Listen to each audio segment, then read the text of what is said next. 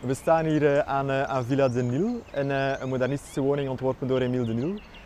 Dit is een restauratieproject van bureau Callebaut Architecten, waar ik zelf voor werk als projectarchitect. Dat is het bureau van Wouter Callebaut. We hebben dit project samen gedaan eigenlijk met Kaan Architecten, die heeft meer bijgestaan naar interieurvormgeving in samenspraak met Obimex, die net naast de woning gelegen is. En eigenlijk hebben wij hier eigenlijk het volledige restauratieproces begeleid en opgevolgd en eigenlijk gezorgd dat de woning opnieuw naar historische glorie kon hersteld worden. Voor dat proces zijn er eigenlijk een hele hoop vooronderzoeken uitgevoerd geweest. Er zijn heel veel vrijleggingen gebeurd, omdat de woning, ondanks dat ze ontworpen was in 1936 en tot 2013 in handen gebleven is van dezelfde familie die met uiterste zorg voor de woning alles had gerespecteerd, is er een spijtige tussenpoze tussen 2013 en 2015, waarbij de woning eigenlijk grotendeels gestript geweest is en ontdaan van een aantal historische elementen. Zo was ze ook volledig wit geschilderd, was het historisch schrijnwerk verdwenen, als ook het smeedwerk. Waren de bakgoten ingekast in witte PVC-omkastingen. Het was eigenlijk een totaal ander gebouw dan dat we vandaag zien. Binnen die vooronderzoeken naast de vrijliggen is er ook een stratigrafisch onderzoek gebeurd, een volledige historische studie. Op dat moment, we wisten niet wie dat de woning ontworpen had, hebben wij er als bureau de naam Emile de Nil opgeplakt. Op basis van net de kenmerken die de woning in zich draagt, die typerende paketbootstijl, waarin dat hij toch had gewerkt, die we hier terugzien in het boegvormig volume. De terrassen met de plantbakken, de markante schouw die we boven zien, de grote dakoversteken. En we hebben het geluk gehad, tijdens de demontagewerken zijn ineens plotsklaps de originele plannen aan het licht gekomen, waarbij dat voor ons heel bevestigend, de handtekening heel typerend Emile de Nil stond. Dus we waren daar heel tevreden mee, dat we toch juist zeer goed ons werk gedaan hadden. Zoals we de woning nu zien, is ze enorm polychroom in haar voorkomen. Ze komt, ondanks dat ze heel homogeen omkomt, zijn er heel veel kleuren. We hebben enerzijds de beige Simonet-Lavé techniek. We hebben de chocolade en witte bakgoten, we hebben het kleurrijk glas in lood. We hebben opnieuw het smeedwerk met chocoladebruin, mosterdgeel en turquoiseblauw dat uit het stratigrafisch onderzoek naar voren gekomen is. We hebben de roze dekstenen, op zich allemaal kleuren, de bruinige glazuurde elementjes, allemaal kleuren die op zich zeer goed aan elkaar aansluiten. En ondanks eigenlijk een enorme differentiatie in materialiteit, in structuren, in kleuren, toch een heel homogeen geheel vormen, wat dat eigenlijk heel typerend is voor deze woning en dat we echt wel wouden terugbrengen. Gezien dat de woning eigenlijk volledig wit geschilderd was, is eigenlijk de volledige gevel gereinigd om terug die Simonet-Lavé naar voren te brengen en duidelijk zichtbaar te maken. Algemeen hebben we een zeer zachte reiniging gedaan, omdat we wel vonden we moeten hier geen gebouw van 1936 laten doen alsof dat het in 2016 fris en monter verschenen is. Nee, er mocht een zekere patinering zijn. Dat is ook nog te zien. Er zijn nog altijd lichte scheurtjes in de gevel aanwezig. Net omdat we eigenlijk een grotere visualiteit aan die scheuren zouden geven door ze te proberen oplossen. Alles wat dat technisch natuurlijk noodzakelijk was, is gebeurd. Maar puur esthetische ingrepen zijn beperkt gebleven.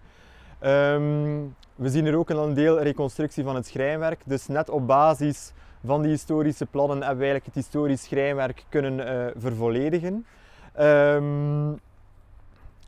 Hier zien we het glas in lood dat behouden gebleven is en gelukkig nog niet verdwenen was in die spijtige tussenfase.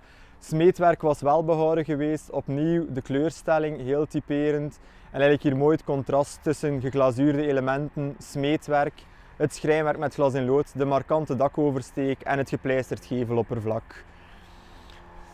Bij de ramen, heel opvallend eigenlijk, alle hoeken zijn eigenlijk vrijgemaakt. En er hebben zo een heel mooie oversteek, waardoor je denkt van er is niet structureel aanwezig. Eigenlijk is er in elk raam een structureel element aanwezig dat zo'n volledige hoek opvangt. En die is eigenlijk opgevangen in dat konisch element die geplaatst is.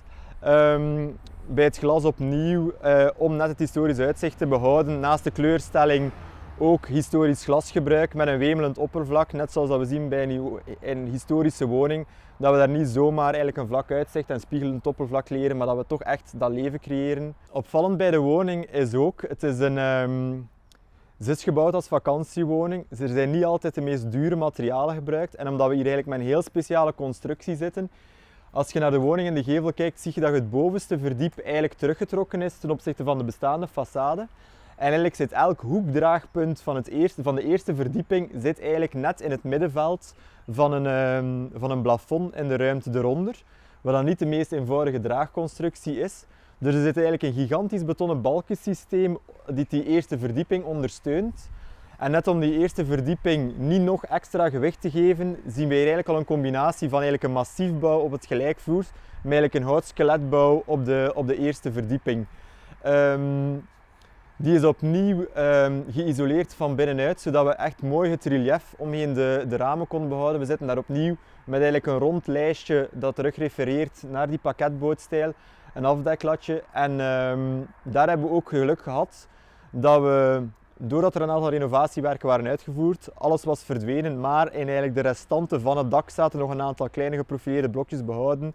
Dus we zijn daar ook zeker dat we de originele profilering en maatvoering perfect hebben kunnen benaderen. Bandramen opnieuw vormgegeven op basis van de historische bouwplannen, met een heel mooie onderverdeling, telkens een vast raam en een kleiner opengaand raam. Hier staan we dus bij de historische garagepoort die gelukkig wel behouden was. Terug eigenlijk mooie referentie met turquoise en mosterdgeel. Smeetwerk is ook hersteld en daarachter zie je eigenlijk een heel speciale beglazing, typisch voor die periode van de jaren 30, toen ook heel makkelijk te vinden. Nu een van de meest problematische glassoorten om terug te vinden. Er waren een aantal panelen gebroken en ook ontbrekend. De gebroken panelen zijn eigenlijk verlijmd geweest, zodat we die zeker hadden. En eigenlijk hebben we hier het geluk gehad dat we op van ons andere werven die toen liep, een aantal elementen waren uit een bouwfase die daar niet behouden werd. Dat we eigenlijk een aantal panelen hier opnieuw hebben kunnen gebruiken om eigenlijk het historisch uitzicht volledig te kunnen behouden. Kleurstelling ook volledig gebaseerd op het stratigrafisch onderzoek dat hier is uitgevoerd in eigenlijk de loop van de vooronderzoeken die gemaakt zijn voor dit project. Opvallend element is eigenlijk ook de volledige traphal en nachthal van de woning, die met eigenlijk één heel groot bandraam ontworpen geweest is. Heel eenvoudig glas in lood hier, dat misschien niet specifiek eigenlijk voor die Art Deco-periode, voor die modernistische periode is. Maar ook hier hebben we eigenlijk hetzelfde toegepast. Volledige restauratie van het glas in lood, waarbij dat alles nieuw lood, waar we het lood vernieuwd hebben. Het lood op voorhand gepatineerd hebben en dan eigenlijk tussen twee glasplaten hebben ingebracht. Opnieuw met die ontspiegelde glasplaat, net om dat effect te hebben van als je aan de buitenzijde opkijkt, dat je geen vlak glaselement hebt, maar echt nog die structuur van het glas in lood voelt. Opnieuw de geglazuurde elementjes. En in de gevel zien we hier heel mooi zo'n puzzelstuk dat we hebben toegepast. Hier zaten we eigenlijk met een gigantische barst en aantasting door de historische balustrade die hier was ingewerkt. We hebben hier een heel fijne strook uitgehaald en die is eigenlijk ingevuld met zo'n puzzelstuk van de oorspronkelijke toegangsstijlen. Waarom hebben we dat ook gedaan? Net omdat alle elementen een zekere verwering hadden en eigenlijk als we daar een nieuw element zouden hebben ingebracht of een nieuwe samenstelling, zouden we nooit dezelfde verwering, dus ook nooit dezelfde verkleuring hebben kunnen verkrijgen als op de rest van de gevel. Dit is ook op zich zichtbaar als ingreep, maar heel zuiver, heel duidelijk wat we hier gedaan hebben, maar op zich vanuit het algemeen beeld, als we iets verder van de woning staat, bijna onzichtbaar voor mensen die het niet weten. Opvallend element waar we hier ook bij staan is de massieve schouw eigenlijk. Een gigantisch element dat echt zo, je ziet hier direct eigenlijk de schouwen op de Titanic ook verschijnen, dezelfde architectuur. Is eigenlijk ook heel leuk vormgegeven, want op zich is het groot vierkant volume dat we hier zien, is eigenlijk intern herbruikt als douche. Dat daarvoor eigenlijk geen functie was, gewoon een bergruimte en was er eigenlijk echt gewoon puur om volume aan de woning te geven, om net echt dat statuut van die grote zware schouw te realiseren. Je ziet daar ook nog een elementje dat toch specifiek is, dat zijn eigenlijk de soort licht roos-rode dekstenen. Dat is eigenlijk in dezelfde familie als het Simornet-Lavé verhaal. Dat zijn eigenlijk dekstenen in een gekleurd beton, opnieuw met eenzelfde type granulaat, die op maat gemaakt zijn. Allemaal heel mooi voorzien van waterlijstjes, dat alles correct kan afwateren. En dat zijn elementen die eigenlijk terugkomen op zowel de terrassen, kleine verhoogjes in de muren en ook bij de schouw. Dat element wordt nogmaals herhaald, niet functioneel, maar puur decoratief in de voorgevel van de woning, waar dat er eigenlijk net zo'n tweede element, die heel mooie afgeronde structuur, opnieuw met zo'n deksteen wordt hernomen.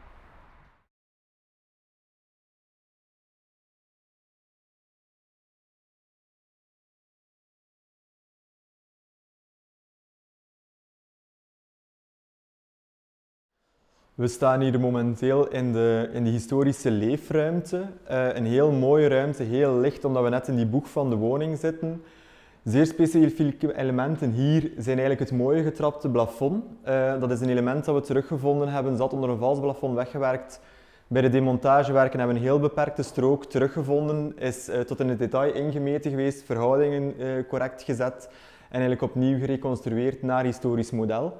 Dat is ook een heel leuk element dat terug overgenomen is door de opdrachtgevers in nieuwe plinten die zij gekozen hebben, heel aanvullend daarbij. Anderzijds hebben we ook de fantastische historische deuren. Die zijn opnieuw donker gebijtst en eigenlijk zijn daar de historische klinken, heel mooie gechromeerde elementen ingelegd met ebbenhout, zijn allemaal bewaard geweest, allemaal herbruikt. Enkel licht opgepoetst, zijn nog allemaal aanwezig. Fantastische klinken. Niet specifiek voor dit project ontworpen, maar wel heel mooie kwaliteit en eigenlijk uitzonderlijk dat ze bewaard gebleven zijn van 1936 tot nu. De vloer is ook hernomen geweest. Er lag oorspronkelijk een parketvloer, niet in goede staat, dus er is eigenlijk een moderne interpretatie gegeven aan de historische principes. Dus er lag een parketvloer, er lag een Hongaarse punt en eigenlijk is die gewoon op een zeer subtiele maar hedendaagse manier opnieuw geïntegreerd geweest om toch eigenlijk een zekere contemporaine toets aan de woning te geven. We wandelen nu door naar de open leefkeuken. Dit was vroeger de master bedroom van het gebouw. Zoals ik zei, ontworpen als vakantiewoning. Dus op zich waren de leefruimtes hier niet royaal, maar het slaapcomfort en dergelijke echt om een goed vakantiegevoel te hebben tijdens het weekend, dat was wel prominent aanwezig.